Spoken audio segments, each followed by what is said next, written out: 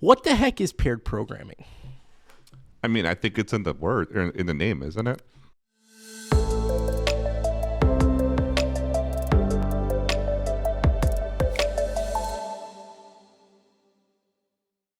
So yeah, paired programming. I mean, I think we do this without knowing what the name is, right? Yeah. I mean, so there's been several times that we've worked on something together, and I'm like, hey, you know what? I really don't understand this. Can you come take a second look at this for me, or vice versa? You're like, hey, you know what? I'm stuck. Like, I need help. And I think really that's a form of paired programming right there. It's not that it's necessarily that you're doing anything together, but you're looking over someone's shoulder and just trying to help guide or spot something that they might not see. So let's talk about the companies that do this religiously, like where it's more than what you've described.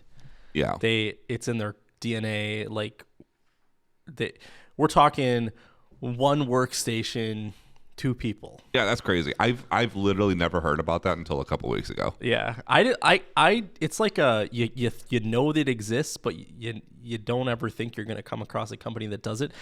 But we did. We came across a company that exclusively does paired programming, and they've been doing it now for like 15 years, and they swear by it. That's crazy. Yeah. So here's the thing, and I'm curious what your take is on this. They believe that it actually doesn't take longer in the end to do pair programming. So the argument is 2 people doing Same one thing. Yeah. It should double your costs. Yeah, because you're taking twice as long. Their argument is and if you sum up all of the time spent on a feature, it's about a wash. Mm-hmm. Their argument is, but is that just development time, or like what? No, other it's everything from design to post production support. If you and that's I think where the value is. Right. It's the after. Yeah. After the fact. I mean, I don't know if it's like the whole chart, but like I think somebody put together something, right? Finding a bug while you're writing it is cheaper than fixing a bug that's in production, right? And if you just think about that graph of just, I feel like that's like, you're going to find it more so in development or at least in testing rather than further down the line. That graph is not like that. It's like that. It's exponential. Yeah, it's so much more expensive to find a bug in production. We're talking the difference between like 30 minutes of time versus 30 hours of time. Yeah. Because you think about it, you find a bug in production, the client reports it, it goes through some support triage, it goes through tier 2, tier 3, it gets reviewed by a product owner to make sure that it's valid. Yeah, it's so expensive to find Then bugs. you fix it, then you have to deploy it, and then you have to schedule outage if that's how your system is built. Like it's find it fast. Yeah. So yeah, this company that we work with has said that any projects we work on with them have to be done in a pair programming capacity because they believe religiously that this is the best way to do things. And the manager said something that kind of shocked me, and I'm curious what your take is on it. He said that pair programming has effectively eliminated code reviews.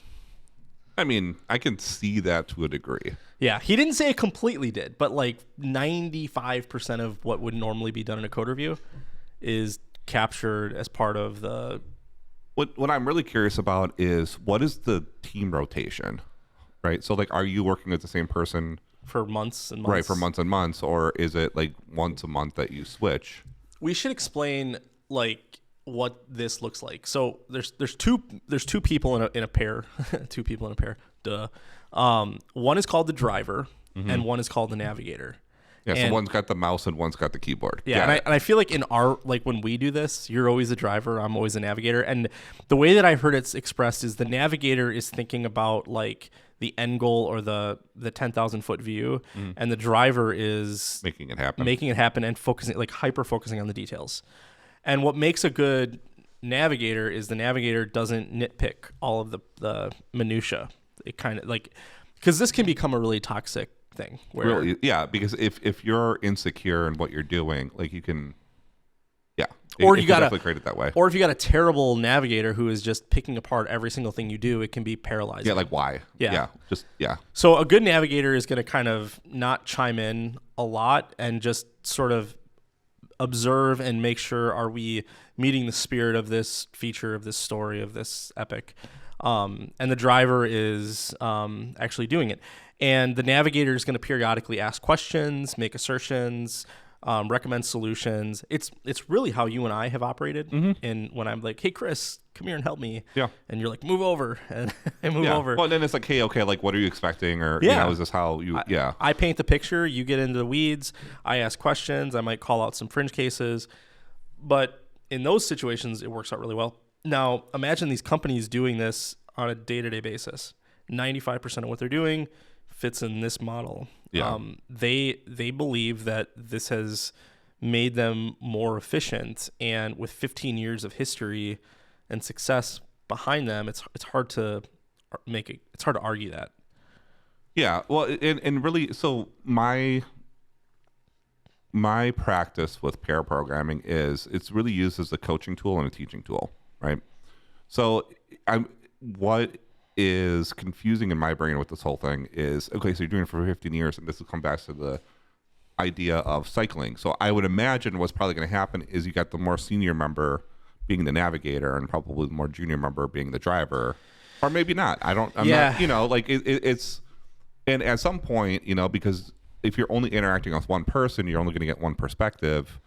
Like, where is that growth coming from in that? Yeah, you need churn. So ironically, you don't want the gap in experience to be too big with a driver navigator relationship. Right, because otherwise one person's just going to do without understanding why. So you're right in that you want a gap, but you don't want it to be like years. You want it two to be levels like, big. You want it to be like junior and mid, or mid and senior, or mid and mid, or whatever, or something to that degree. And you're right. You have to sort of churn the team. So every 3 months or every 6 months, you need to shuffle up the teams so that you're getting fresh perspective and there's that sort of cross-pollination. Because if you don't, so let's talk about companies who don't pair program. Like, I would imagine that they have to go out of their way to get help with anything. Yeah. And honestly, we've talked about this before, you know, my advice to people always is spend 5 minutes on something, 5 to 15 minutes. If you can't figure it out, just ask a question, right? And that's the putting yourself out there aspect. And if you don't have that built in, this is back to the thing is you could, not that every company has to have a mentor, but there's usually a point person of like, hey, and honestly, that's the thing that I've been working with right now is just like, okay, like give me a point person. And I've been making my point person. It might not have been explicitly said, but just like, I'm going to go to you for help. Like, I'm letting you know that. Yeah. And that pair programming just naturally builds that in. So you don't take a very, like, as dogmatic of approach as this other company that we talked about. Yours is more of an organic approach to it. Yeah, it's, hey, I'm struggling. Okay, hey, like, so-and-so, come help me for a little bit. Let me share my screen. It's not official. It's not exactly that way, right? This is kind of the more lenient. Yeah, but it might, we're working on the same problem together, kind of. But it might result in like a 1 or 2 hour session where you sort of have that driver navigator dynamic. Yeah, I'm driving the whole boat, and yeah, they're navigating, saying like, okay, hey, you're in the right area, or you're not. One of the arguments that this manager gave for why they do pair programming, this driver navigator method, is they're very sensitive to automated testing, and they have a rule where if you can convince both driver and navigator not to do an automated test, they won't do it. And that's a good, yeah. And honestly, that's a huge thing for keeping somebody accountable. Yeah, because you're not gonna add those code smells. You're not gonna leave the dangly tech debt sitting around. Yeah.